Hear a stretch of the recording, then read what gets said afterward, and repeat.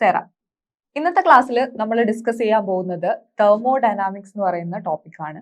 നമുക്ക് എല്ലാവർക്കും അറിയാം എന്താണ് തെർമോഡൈനാമിക്സ് എന്ന് പറയുന്ന കാര്യം. സോ ഈ പേരിൽ തന്നെ ഉണ്ട് എന്താണ് തെർമോഡൈനാമിക്സ്. ഇത് കെമിസ്ട്രിയിലെ അല്ലെങ്കിൽ സയൻസിലെ ഒരു സ്പെഷ്യൽ ബ്രാഞ്ച് ആണ് which deals with energy transformation, അല്ലെങ്കിൽ ഒരു എനർജി എങ്ങനെ വേറൊരു എനർജിയിലേക്ക് മാറുന്നു, അല്ലെങ്കിൽ ഹീറ്റ് എനർജി, അതിന്റെ ഡൈനാമിക്സ് എന്താണ്, ഇത് പഠിക്കുന്ന ഒരു ബ്രാഞ്ചിനെയാണ് നമ്മൾ എന്ത് പറയുന്നത്, തെർമോഡൈനാമിക്സ് എന്ന് പറയുന്നത്. സോ തെർമോഡൈനാമിക്സിൽ നമ്മൾ മെയിൻ ആയിട്ട് ഡീൽ ചെയ്യുന്നത് ഒരു ഫിസിക്കൽ ചേഞ്ച് അല്ലെങ്കിൽ ഒരു കെമിക്കൽ ചേഞ്ച് നടക്കുന്ന സമയത്ത് അവിടെ ഏതൊക്കെ രീതിയിലുള്ള എനർജി ട്രാൻസ്ഫോർമേഷൻസ് ആണ് നടക്കുന്നത്.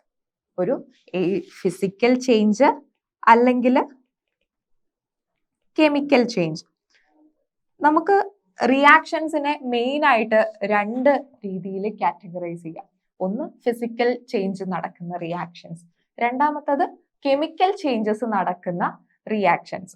സോ ഈ രണ്ട് റിയാക്ഷൻസിലും എങ്ങനെയാണ് അവിടെ എനർജി ട്രാൻസ്ഫോർമേഷൻ നടക്കുന്നത്, ഇതാണ് നമ്മൾ തെർമോഡൈനാമിക്സ് എന്നുള്ള ഈ ഒരു മൊഡ്യൂളിൽ പഠിക്കുന്നത്. ഓക്കെ, സോ തെർമോഡൈനാമിക്സ് പഠിക്കുന്ന സമയത്ത് ഫസ്റ്റ് തന്നെ നമ്മൾ നോക്കേണ്ട ബേസിക് ടെർമിനോളജീസ് ഉണ്ട്. ചില ടേംസ് നമ്മൾ അറിഞ്ഞിരുന്നെങ്കിൽ മാത്രമേ നമുക്ക് ബാക്കി കാര്യങ്ങൾ പഠിക്കാൻ പറ്റും. അതിലൊന്നാണ് system, then surroundings and universe. നമ്മൾ ഈ ഒരു മൊഡ്യൂള് ഇനി അങ്ങോട്ടേക്ക് കൈകാര്യം ചെയ്യുമ്പോൾ നമ്മൾ ഏറ്റവും കൂടുതൽ യൂസ് ചെയ്യുന്ന 3 ടേംസ് ആണ് system, surroundings and universe. Okay, എന്താണ് സിസ്റ്റം എന്നുള്ള കാര്യം നോക്കാം. നമ്മൾ ഒരു കെമിക്കൽ റിയാക്ഷൻ നടത്തുന്നു, അല്ലെങ്കിൽ ലാബിൽ ഒരു റിയാക്ഷൻ നടത്തുന്നു.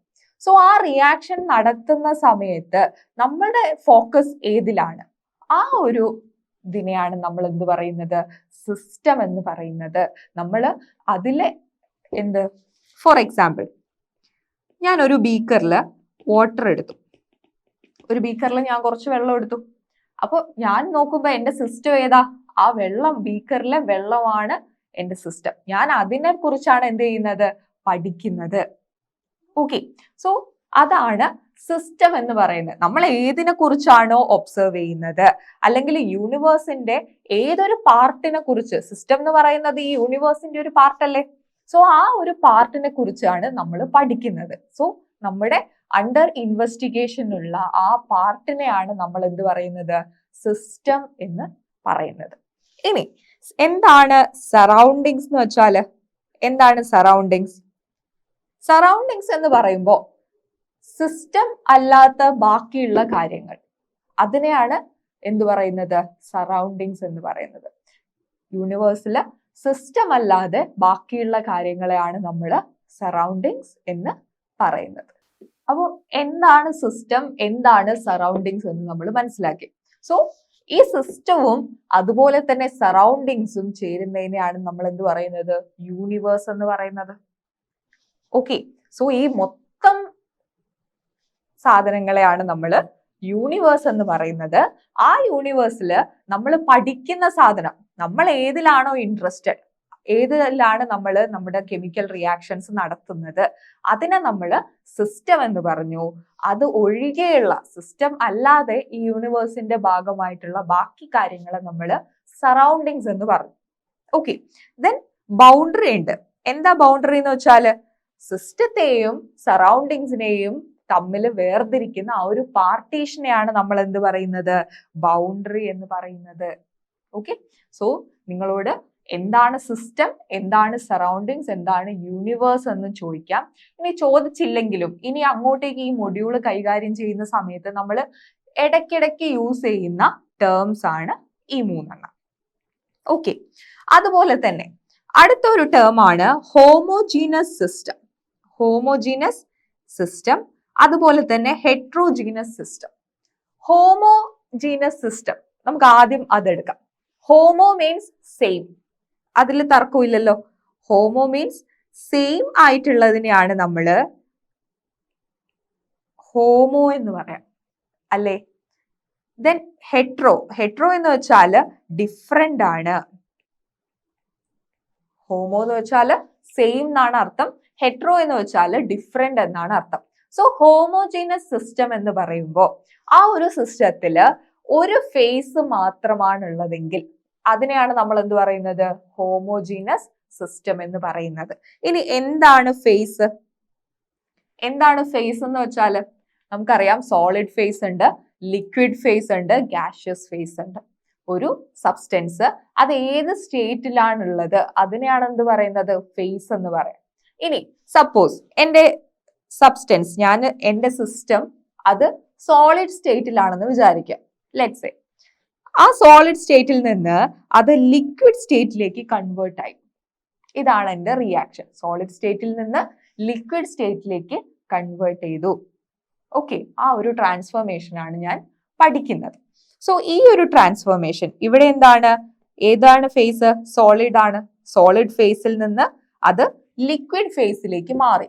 സോ ഇവിടെ എന്ത് ചെയ്തു? ഫേസ് ചേഞ്ച് ചെയ്തു, അല്ലെങ്കിൽ ഫേസ് ട്രാൻസ്ഫോർമേഷൻ നടന്നു.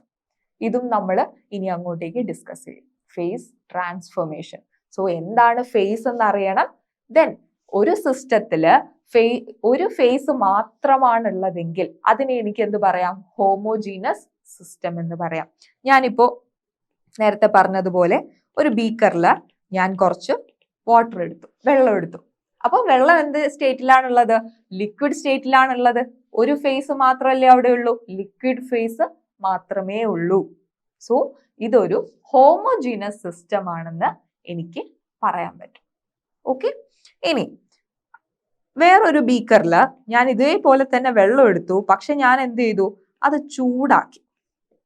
ആ വെള്ളം എടുത്തിട്ട് ഞാൻ ചൂടാക്കുന്ന സമയത്ത് അവിടെ എന്തുണ്ടാവും?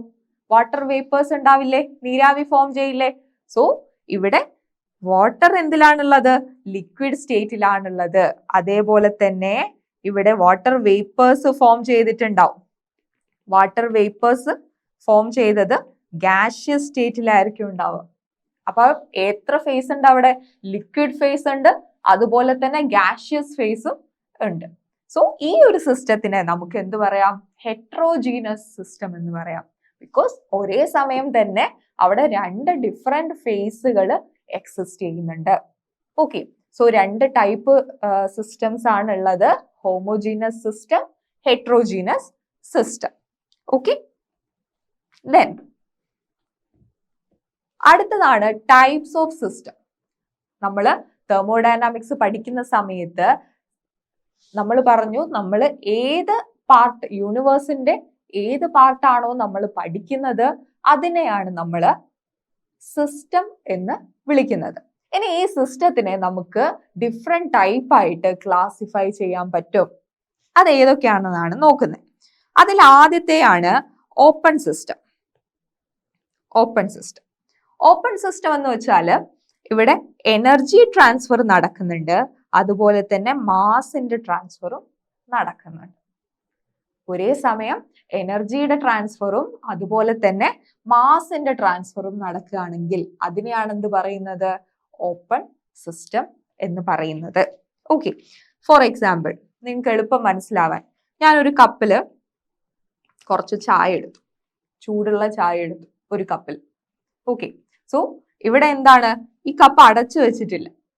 അപ്പോൾ അവിടെ എനർജി ട്രാൻസ്ഫർ എന്തായാലും നടക്കും. കുറെ നേരം തുറന്നു വെച്ചാൽ ആ ചായ എന്താവും? തണുത്തു പോകും. സോ എനർജി ട്രാൻസ്ഫർ നടന്നു. അതുപോലെ തന്നെ അവിടെ മാസിന്റെ ട്രാൻസ്ഫറും നടക്കില്ലേ? ചായ എന്ത് ചെയ്യാം? വാട്ടർ വേപ്പേഴ്സ് ആയിട്ട്, നീരാവിയായിട്ട് കുറച്ച്, അധികമൊന്നുമില്ല, കുറച്ച് അത് പോവാം. സോ അവിടെ മാസിന്റെ ട്രാൻസ്ഫറും നടക്കുന്നുണ്ട്. സോ ഒരേ സമയം എനർജി ട്രാൻസ്ഫറും മാസിന്റെ ട്രാൻസ്ഫറും നടക്കുകയാണെങ്കിൽ ആ ടൈപ്പ് സിസ്റ്റത്തിനെയാണ് നമ്മൾ എന്ത് പറയുന്നത്? ഓപ്പൺ സിസ്റ്റം എന്ന് പറയുന്നത്. എന്താ പറയാ? Open system. ഇനി ഞാൻ എന്ത് ചെയ്തു? ഈ കപ്പിലെ ചായ ഞാനത് ഒരു അടപ്പ് വെച്ചിട്ട് അടച്ചു വെച്ചു. ഓക്കെ, ഞാൻ എന്ത് ചെയ്തു? ഇത് അടച്ചു വെച്ചു.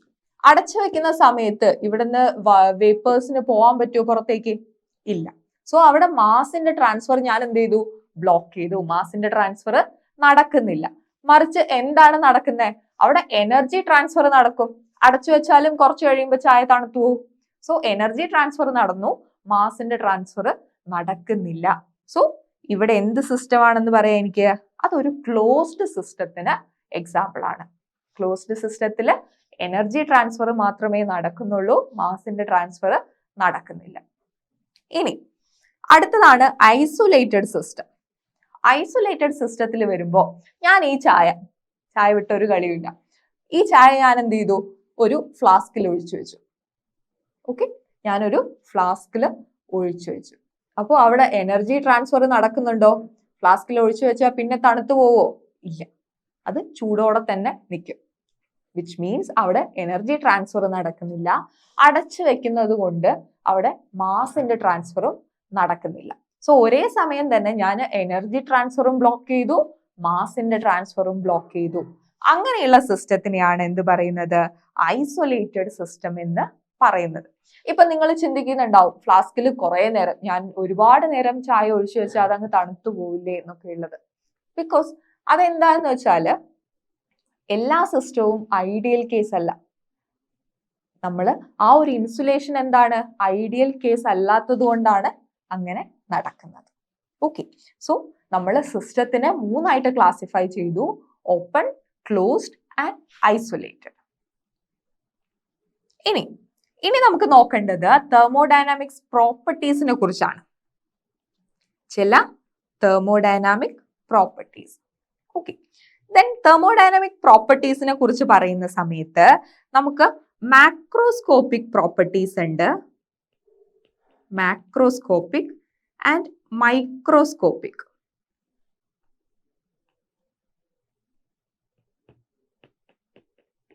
രണ്ട് ടൈപ്പ് പ്രോപ്പർട്ടീസ് ആണുള്ളത്. മാക്രോസ്കോപ്പിക് പ്രോപ്പർട്ടീസ് ഉണ്ട്, അതുപോലെ തന്നെ എന്തുണ്ട്, മൈക്രോസ്കോപ്പിക് പ്രോപ്പർട്ടീസ് ഉണ്ട്. സോ മാക്രോസ്കോപ്പിക് പ്രോപ്പർട്ടീസ് തെർമോഡൈനാമിക്സിൽ നമ്മൾ ഡീൽ ചെയ്യുന്നത് മാക്രോസ്കോപ്പിക് പ്രോപ്പർട്ടീസ് ആയിട്ടാണ്. ഓക്കെ, ഒരു ബൾക്കിൽ ഞാൻ നേരത്തെ പറഞ്ഞതുപോലെ തന്നെ ഒരു ബീക്കറിൽ വെള്ളം എടുക്കുന്നു. സോ ആ ബീക്കറിലെ വെള്ളത്തിന്റെ മൊത്തം പ്രോപ്പർട്ടിയാണ് ഞാൻ ഡിസ്കസ് ചെയ്യുന്നത്. അല്ലാതെ ഞാൻ ഒരു വാട്ടർ മോളിക്യൂളിന് എന്ത് സംഭവിക്കുന്നു, ഇതിൽ ഒരുപാട് വാട്ടർ മോളിക്യൂൾസ് ഉണ്ടാവും ഇല്ലേ? ആ ഒരു ബീക്കറിൽ ഒരുപാട് വാട്ടർ മോളിക്യൂൾസ് ഉണ്ടാവും. അതിന് പകരം ഓരോ വാട്ടർ മോളിക്യൂളിനും എന്ത് നടക്കുന്നു എന്നതിന് പകരം ഇൻ ബൾക്ക് ആ വാട്ടറിന് എന്ത് സംഭവിക്കുന്നു, അതാണ് നമ്മൾ തെർമോഡൈനാമിക്സിൽ പഠിക്കുന്നത്. ഇനി നമ്മൾ ഓരോ വാട്ടർ മോളിക്യൂളിനെ കുറിച്ചാണ് പഠിക്കുന്നതെന്ന് വിചാരിക്കാം. ലെറ്റ്സ് സേ ഞാൻ ഈ ഒരു ബീക്കറിലെ ഓരോ വാട്ടർ മോളിക്യൂളിനെ കുറിച്ചും പഠിക്കുന്നു. അതിനെയാണ് നമ്മൾ സ്റ്റാറ്റിസ്റ്റിക്കൽ തെർമോഡൈനാമിക്സ് എന്ന് പറയാ. അത് നിങ്ങൾ പിന്നീട് പഠിക്കും. ഓക്കെ, ഇപ്പൊ നമ്മൾ ഡീൽ ചെയ്യുന്നത് ക്ലാസിക്കൽ തെർമോഡൈനാമിക്സ് അല്ലെങ്കിൽ നമ്മൾ തെർമോഡൈനാമിക്സ് എന്ന് പറയുന്ന സാധനമാണ്. Okay, so it deals with macroscopic properties. Macroscopic എന്ന് വെച്ചാൽ ഒരു സാധനം ബൾക്കായിട്ട് നിൽക്കുമ്പോൾ അതിന്റെ പ്രോപ്പർട്ടി, അതാണ് മാക്രോസ്കോപ്പിക്, പേര് പോലെ ഉണ്ട്. ദെൻ മൈക്രോ എന്ന് പറയുമ്പോൾ ചെറുതാണ്, ഓരോന്നിന്റെയും പ്രോപ്പർട്ടി, അതാണ് മൈക്രോസ്കോപ്പിക് പ്രോപ്പർട്ടി. ദെൻ ഈ മാക്രോസ്കോപ്പിക് പ്രോപ്പർട്ടി നമ്മൾ പറഞ്ഞു തെർമോഡൈനാമിക്സ് ഇൻ ജനറൽ ഡിസ്കസ് ചെയ്യുന്നത് മാക്രോസ്കോപ്പിക് പ്രോപ്പർട്ടീസ് ആണ്.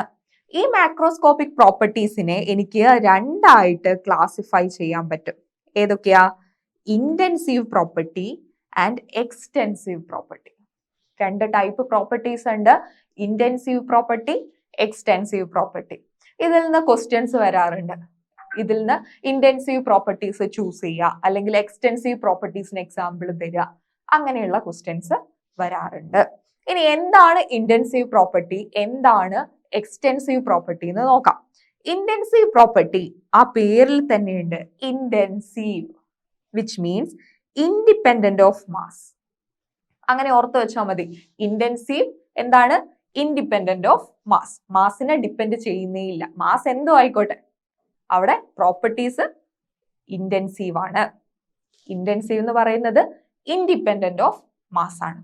ദെൻ ഒന്നറിഞ്ഞാൽ മറ്റേത് നമുക്ക് പറയാൻ പറ്റും എക്സ്റ്റെൻസീവ് പ്രോപ്പർട്ടി. എക്സ്റ്റെൻസീവ് പ്രോപ്പർട്ടി സ്വാഭാവികമായിട്ടും എന്ത് ചെയ്യും? അത് മാസിനെ ഡിപ്പെൻഡ് ചെയ്യും. ഓക്കെ, സോ മാക്രോസ്കോപ്പിക് പ്രോപ്പർട്ടീസിനെ നമ്മൾ രണ്ടായിട്ട് ഡിവൈഡ് ചെയ്തു, intensive properties and extensive properties. Intensive properties എന്താണ്? ഇൻഡിപെൻഡന്റ് ഓഫ് മാസ് ആണ്. എക്സ്റ്റെൻസീവ് പ്രോപ്പർട്ടി മാസിനെ ഡിപ്പെൻഡ് ചെയ്യുന്നു, depends upon mass of the system. ഇനി ഇതിന് എക്സാമ്പിൾ ആണ് വളരെ ഇമ്പോർട്ടൻറ്റ്. ഇന്റൻസീവ് പ്രോപ്പർട്ടിയിൽ വരുന്നതാണ് pressure, temperature, density, concentration, melting point, boiling point കാര്യങ്ങളൊക്കെ. ഓക്കെ, അതേപോലെ തന്നെ എക്സ്റ്റെൻസീവ് പ്രോപ്പർട്ടിയിൽ വരുന്നതാണ്, ഇമ്പോർട്ടൻ്റ് ആയിട്ടുള്ളതാണ് മാസ്. മാസ് ഉണ്ട്, then volume, internal energy, heat capacity കാര്യങ്ങളൊക്കെ. ഓക്കെ, സോ രണ്ട് ടൈപ്പാണ് ഉള്ളത്, ഇന്റൻസീവും എക്സ്റ്റെൻസീവും. Intensive property, extensive property. Okay, ഇനി പ്രോപ്പർട്ടീസ് നമ്മൾ പറഞ്ഞു. ഇനി നമ്മൾ പറയാൻ പോകുന്നത് സ്റ്റേറ്റിനെ കുറിച്ചാണ്.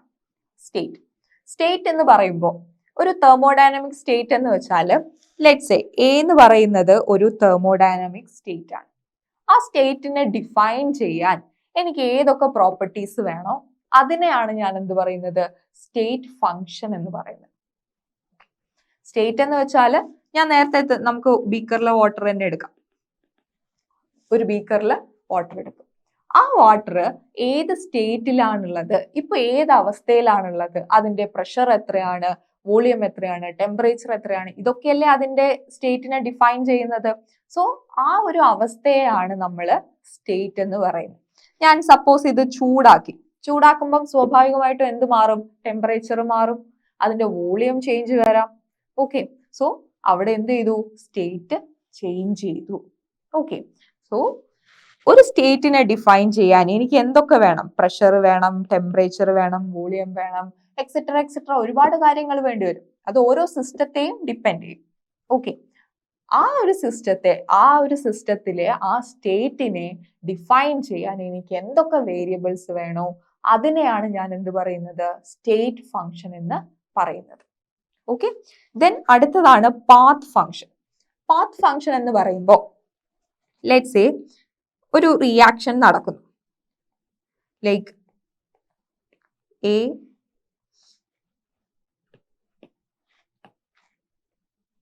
ബി. സോ എയിൽ നിന്ന് ബിയിൽ എത്തുക എന്നുള്ളതാണ് റിയാക്ഷൻ. ഓക്കെ, എ എന്നുള്ള സ്റ്റേറ്റിൽ നിന്ന് ബി എന്ന് പറയുന്ന സ്റ്റേറ്റിൽ എത്തുക എന്നുള്ളതാണ് റിയാക്ഷൻ. ഈ സ്റ്റേറ്റിലേക്ക് എനിക്ക് എങ്ങനെയൊക്കെ എത്താം, ഒന്നുകിൽ ഡയറക്റ്റ് പോവാം, അല്ലെങ്കിൽ വളഞ്ഞ വഴികൾ സ്വീകരിക്കാം, ഒരുപാട് വഴിയിലൂടെ പോവാം. ഓക്കെ, സോ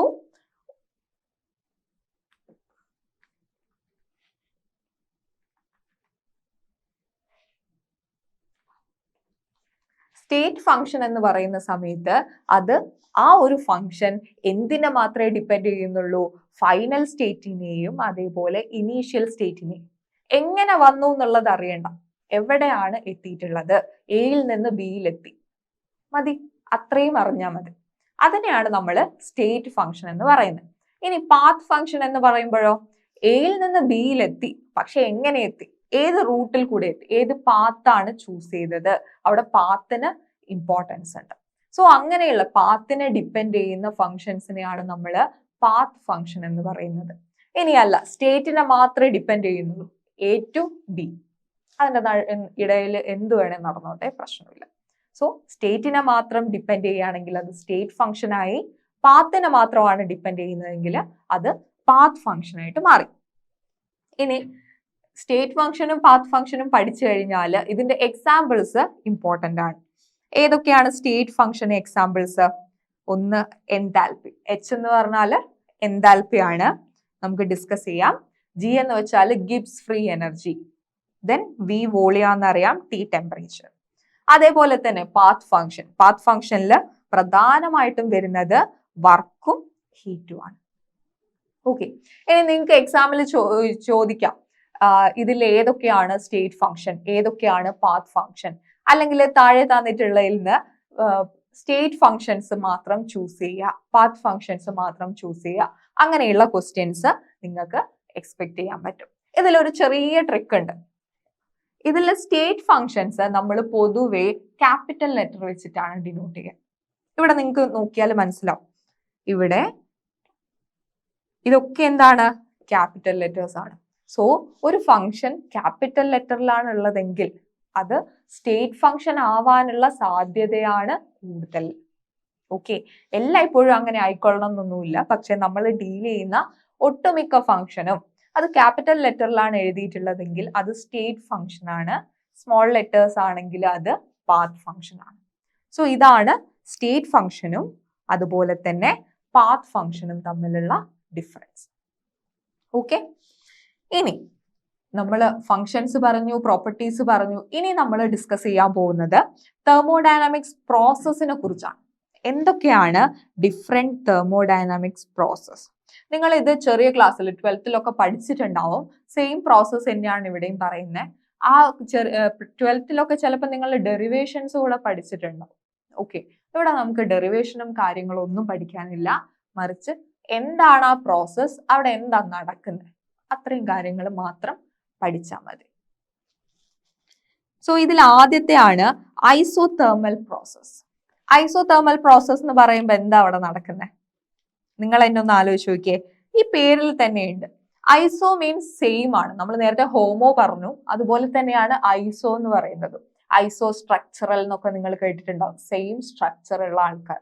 അതേപോലെ തന്നെ ഐസോതെർമൽ എന്ന് പറയുമ്പോൾ ഐസോ എന്ന് വെച്ചാൽ സെയിം ആണ്, തെർമൽ മീൻസ് ടെമ്പറേച്ചർ. ടെമ്പറേച്ചറിൽ അവിടെ ചേഞ്ച് ഒന്നും നടക്കുന്നില്ല, വിച്ച് മീൻസ് ഡെൽറ്റ ടി എന്തായിരിക്കും? Equal to 0. രണ്ട് സ്റ്റേറ്റ് എടുത്തു, എ ബി. എയിൽ നിന്ന് ബിയിൽ എത്തുമ്പോൾ അവിടെ ടെമ്പറേച്ചർ ചേഞ്ച് ഒന്നും നടക്കുന്നില്ലെങ്കിൽ അതിനെയാണ് നമ്മൾ എന്ത് പറയാ? ആ ഒരു പ്രോസസ്സിനെ ഐസോതെർമൽ പ്രോസസ് എന്ന് നമുക്ക് പറയാൻ പറ്റും. ഓക്കെ, ഇനി അതുപോലെ തന്നെയാണ് അഡിയബാറ്റിക് പ്രോസസ്. അഡിയബാറ്റിക് പ്രോസസ് എന്ന് വെച്ചാല് ഇവിടെ ഹീറ്റ് ചേഞ്ച് നടക്കുന്നില്ല. നേരത്തെ നമ്മൾ ടെമ്പറേച്ചറിനെ കുറിച്ചാണ് പറഞ്ഞിട്ടുള്ളത്, ഇവിടെ നമ്മൾ ഹീറ്റിനെ കുറിച്ചാണ് പറയുന്നത്. അഡിയബാറ്റിക് പ്രോസസ്സിൽ നോ ഹീറ്റ് ചേഞ്ച്. ഒരു റിയാക്ഷൻ നടക്കുമ്പോൾ ആ റിയാക്ഷനിലേക്ക് നമുക്ക് ഹീറ്റ് സപ്ലൈ ചെയ്യാനും പറ്റില്ല, ഹീറ്റ് ഇവോൾവ് ചെയ്യാനും പറ്റില്ല. അങ്ങനെയുള്ള റിയാക്ഷൻസിനെയാണ് നമ്മൾ അഡിയബാറ്റിക് എന്ന് പറയുന്നത്. Then isochoric process. ഐസോകോറിക് എന്ന് പറയുമ്പോൾ കോറിക് മീൻസ് വോളിയം ആണ്. വോളിയവുമായിട്ട് റിലേറ്റഡ് ആയിട്ടുള്ളതിനാണ് നമ്മൾ കോറിക് എന്ന് പറയുന്നത്. സോ ഐസോകോറിക് എന്ന് പറയുന്ന സമയത്ത് അവിടെ വോളിയം ചേഞ്ച് എന്തായിരിക്കും? 0 ആയിരിക്കും. വോളിയത്തില് ചേഞ്ച് ഒന്നും നടക്കുന്നില്ല. അപ്പൊ ചേഞ്ച് ഇൻ വോളിയം ഡെൽറ്റ എന്ന് വെച്ചാൽ ക്യാപിറ്റൽ ഡെൽറ്റ എന്ന് വെച്ചാൽ ചേഞ്ച് ആണ് ഇൻഡിക്കേറ്റ് ചെയ്യുന്നത്. ഇനി സ്മോൾ ഡെൽറ്റ ഉണ്ട്. സ്മോൾ ഡെൽറ്റ മീൻസ് ഇൻഫൈനൈറ്റസിമൽ ചേഞ്ച്, ചെറിയ ചേഞ്ച്, വളരെ ചെറിയ ചേഞ്ചിനെയാണ് നമ്മൾ സ്മോൾ ഡെൽറ്റ വെച്ച് ഡിനോട്ട് ചെയ്യുന്നത്. ചേഞ്ച്, ആ ഒരു മാറ്റത്തിനെയാണ് നമ്മൾ എന്ത് ഡിനോട്ട് ചെയ്യുന്നത്? ക്യാപിറ്റൽ ഡെൽറ്റ വെച്ച് ഡിനോട്ട് ചെയ്യുന്നത്. ഓക്കെ, ദെൻ ഐസോകോറിക് കഴിഞ്ഞാൽ അടുത്തയാണ് ഐസോബാറിക് പ്രോസസ്. സോ ഐസോബാറിക് എന്ന് പറയുന്ന സമയത്ത് ബാറിക് എന്ന് നിങ്ങൾ കേട്ടാൽ നിങ്ങൾ അത് പ്രഷറുമായിട്ടാണ് റിലേറ്റ് ചെയ്യേണ്ടത്. സോ ഇവിടെ എന്തായിരിക്കും? Delta P equal to 0. Delta P എന്താണ്? ഈക്വൽ ടു 0 ആണ്. ദെൻ അടുത്തതാണ് സൈക്ലിക് പ്രോസസ്. സൈക്ലിക് പ്രോസസ് എന്ന് വെച്ചാൽ ഞാനിപ്പോ ഒരു റിയാക്ഷൻ എയിൽ നിന്ന് സ്റ്റാർട്ട് ചെയ്തു, ബിയിലെത്തി. ഇങ്ങനെയാണ് റിയാക്ഷൻ നടക്കുന്നത്.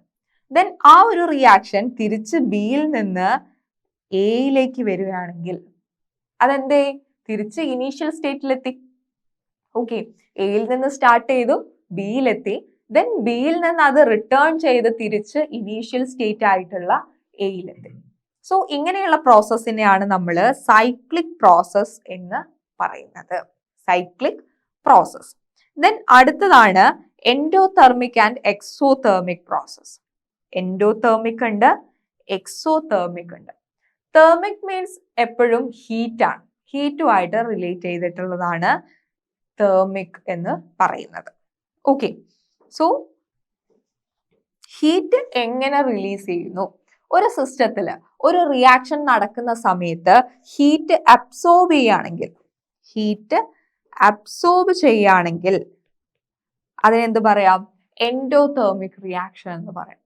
ഓക്കെ, ഇനി ഹീറ്റ് റിലീസ് ചെയ്യുകയാണെങ്കിലോ അതിനെ നമുക്ക് എക്സോതെർമിക് റിയാക്ഷൻ എന്ന് പറയാം. സപ്പോസ് നമ്മൾ കാൽഷ്യം കാർബണേറ്റ് ചൂടാക്കുന്നു. സോ അവിടെ എന്ത് നടക്കുന്നു? ഹീറ്റ് ചേഞ്ച് നടക്കുന്നു. സോ രണ്ട് ടൈപ്പ് റിയാക്ഷൻസ് ഉണ്ട്, എൻഡോതെർമിക് റിയാക്ഷൻസും എക്സോതെർമിക് റിയാക്ഷൻസും. എൻഡോതെർമിക് റിയാക്ഷൻ എന്ന് പറയുമ്പോൾ ഹീറ്റ് അബ്സോർബ് ചെയ്തിട്ട് നടക്കുന്ന റിയാക്ഷൻസ്. എക്സോതെർമിക് റിയാക്ഷൻ എന്ന് പറയുമ്പോൾ ഹീറ്റ് റിലീസ് ചെയ്തിട്ട് നടക്കുന്ന റിയാക്ഷൻ അല്ലെങ്കിൽ ഹീറ്റ് ലിബറേറ്റ് ചെയ്തിട്ട് നടക്കുന്ന റിയാക്ഷൻ. ഓക്കെ, ഇനി നമ്മളൊരു പി വി ഡയഗ്രത്തിൽ നമ്മൾ അധികവും ഡീൽ ചെയ്യുന്നത് പി വി വർക്കാണ്, പ്രഷർ വോളിയം വർക്ക്. എന്തുകൊണ്ടാണ് പി വി വർക്ക് എന്ന് പറയുന്നത്? നമ്മൾ ഗ്യാഷ്യസ് സിസ്റ്റവുമായിട്ടാണ് അധികവും ഡീൽ ചെയ്യുന്നത്. അപ്പൊ ഒരു ഗ്യാസിനെ സംബന്ധിച്ചിടത്തോളം അതിന് പ്രഷർ ഉണ്ട്, വോളിയം ഉണ്ട്. ഇതാണ് അതിന്റെ മെയിൻ സ്റ്റേറ്റ് ഫങ്ഷൻസ് എന്ന് പറയുന്നത്. പ്രഷർ അല്ല, സ്റ്റേറ്റ് ഫങ്ഷൻസ് അല്ല, പ്രഷറും വോളിയവും ആണ് അതിനെ ഡിഫൈൻ ചെയ്യുന്നത്.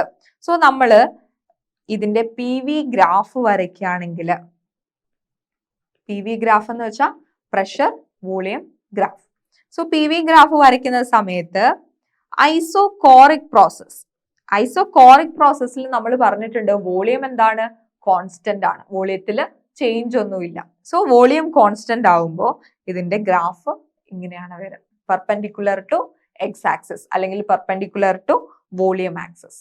ഓക്കെ, ഇനി അതുപോലെ തന്നെ ഐസോബാറിക് പ്രോസസ്, ഐസോബാറിക് പ്രോസസ്സിൽ പ്രഷർ ആണ് കോൺസ്റ്റന്റ്. സോ അത് പ്രഷർ ആക്സിസിന് എന്തായിരിക്കും? പെർപെൻഡിക്കുലർ ആയിരിക്കും. Okay, then isothermal process. നമ്മൾ നോക്കേണ്ട കാര്യം, ഐസോതേർമൽ പ്രോസസ്സിൽ ഇങ്ങനെ ഒരു കേർവ് ആണ് വരുന്നത്. ദെൻ അഡിയബാറ്റിക്കിൽ വരുന്ന സമയത്ത് ആ കേർവിന്റെ സ്ലോപ്പ് എന്താവുന്നു? കൂടുന്നു, കൂടുതൽ സ്ലോപ്പുള്ള കേർവായിട്ട് മാറും. ഓക്കെ, സോ ഇങ്ങനെയാണ് ഒരു പി വി ഡയഗ്രാം അല്ലെങ്കിൽ പി വി ഗ്രാഫ് ഉണ്ടാവുക. സോ നിങ്ങൾക്ക് ഒരു ഗ്രാഫ് കിട്ടിക്കഴിഞ്ഞാൽ ആ ഗ്രാഫിന്റെ ഷേപ്പ് അനുസരിച്ച് അവിടെ ഏത് ടൈപ്പ് പ്രോസസ് ആണ്, ഏത് തെർമോഡൈനാമിക് പ്രോസസ് ആണ് നടക്കുന്നത് എന്ന് ഐഡന്റിഫൈ ചെയ്യാൻ സാധിക്കണം. ഓക്കെ, ദെൻ അടുത്തതാണ് റിവേഴ്സിബിൾ ആൻഡ് ഇറിവേഴ്സിബിൾ പ്രോസസ്. നമ്മൾ ഒരുപാട് ഡിഫറെന്റ് ടൈപ്പ് ഓഫ് പ്രോസസ് പറഞ്ഞു. അതിൽ അടുത്തൊരു കാറ്റഗറിയാണ് റിവേഴ്സിബിൾ ആൻഡ് ഇറിവേഴ്സിബിൾ. പേരിൽ തന്നെയുണ്ട് എന്താണ് റിവേഴ്സിബിൾ, എന്താണ് ഇറിവേഴ്സിബിൾ എന്നുള്ളത്. ഒരു പ്രോസസ്സ്, ആ ഒരു പ്രോസസ്സ് ഞാൻ എന്താക്കി റിവേഴ്സിബിൾ ആയിട്ട് എനിക്ക് അതിന്റെ ഡയറക്ഷൻ ചേഞ്ച് ചെയ്യാൻ പറ്റുമെങ്കിൽ അതെന്താണെന്ന് പറയാം? റിവേഴ്സിബിൾ പ്രോസസ് ആണെന്ന് പറയാം. ഇപ്പോ ഞാൻ കുറച്ച് ഐസ് ക്യൂബ്സ് എടുത്തു. ആ ഐസ് ക്യൂബ്സ് മെൽറ്റ് ആയിട്ട് എന്തായി? വാട്ടർ ആയിട്ട് മാറി. ആ വെള്ളം എനിക്ക് തിരിച്ച് എന്ത് ചെയ്യാൻ പറ്റും? ഐസ് ആക്കാൻ പറ്റും, ഇല്ലേ? അതിന് ഹീറ്റ് ടെമ്പറേച്ചർ കുറച്ചിട്ട് എനിക്ക് എന്ത് ചെയ്യാൻ പറ്റും? തിരിച്ച് ഐസ് അല്ലെങ്കിൽ സോളിഡ് സ്റ്റേറ്റിലേക്ക് കൊണ്ടുവരാൻ പറ്റും. സോ ആ ഒരു പ്രോസസ്സ് എന്താണെന്ന് പറയാം? റിവേഴ്സിബിൾ ആണെന്ന് പറയാം.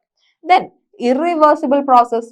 ഇറിവേഴ്സിബിൾ പ്രോസസ് എന്ന് വെച്ചാൽ ഒരു റിയാക്ഷൻ നടന്നു കഴിഞ്ഞു, അതിനെ തിരിച്ച് ഇനീഷ്യൽ സ്റ്റേറ്റിലേക്ക് കൊണ്ടുവരിക എന്ന് പറയുന്നത് നടക്കുന്ന കാര്യമല്ല.